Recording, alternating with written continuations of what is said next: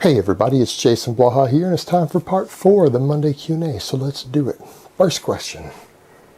Jason, what are your thoughts on an intermediate stage lifter using the RPE scale, which is rate of perceived exertion, which I use, as a way to determine weight lifted in a workout? Izzy from Powerlifting to Win uses it on both its novice and intermediate programs. They look good for someone focused solely on that goal, but when you see guys like Ben Rice, who appear to have only started using the RPE scale way into the elite stage of their training, could using such a scale be classified as running before you can walk?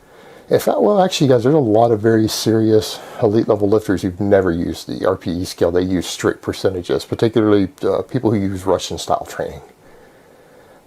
I don't think it's a good idea for the novice. And the reason is novices don't know their body well enough. They don't know the weights and the way different weights feel and how they should move well enough for them to really effectively use RPE scale. I would rather them stick to very strict numbers and very strict programming, purely because of that. But when someone reaches the intermediate level and up, I think RPE can be a very, very useful tool if used correctly and in the hands of someone with a bit of experience, at least a year serious training experience.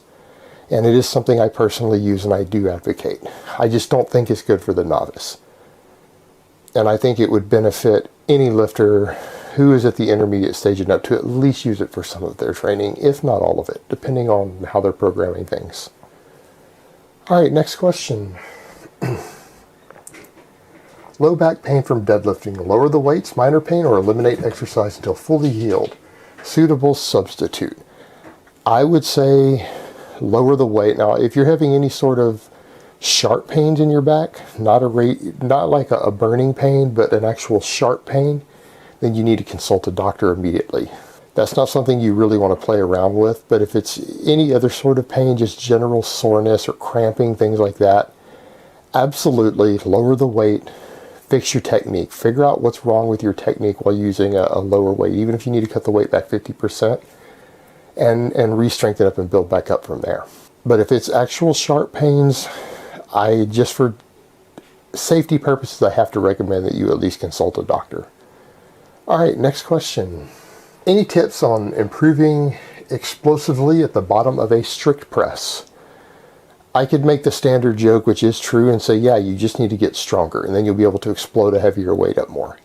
And you do that by doing the lift more often. But that's kind of a cliche answer. Really, what you want to do, if you want to get more explosive with it, then you need to do more work explosively, which means if you need to reduce the weight 10%, then reduce the weight 10% and practice on getting really explosive and pushing the bar as hard and as fast as you can out of the bottom on every single rep.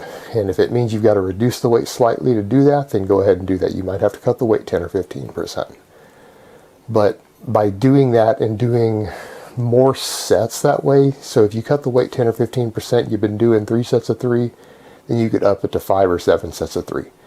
And focus on getting that explosiveness out of the bottom, and it will help you develop more speed and power that way. But that's pretty straightforward. All right, guys, that's really all I have to say on that today. I hope it's been informative, and I will talk to you guys next time in part 4.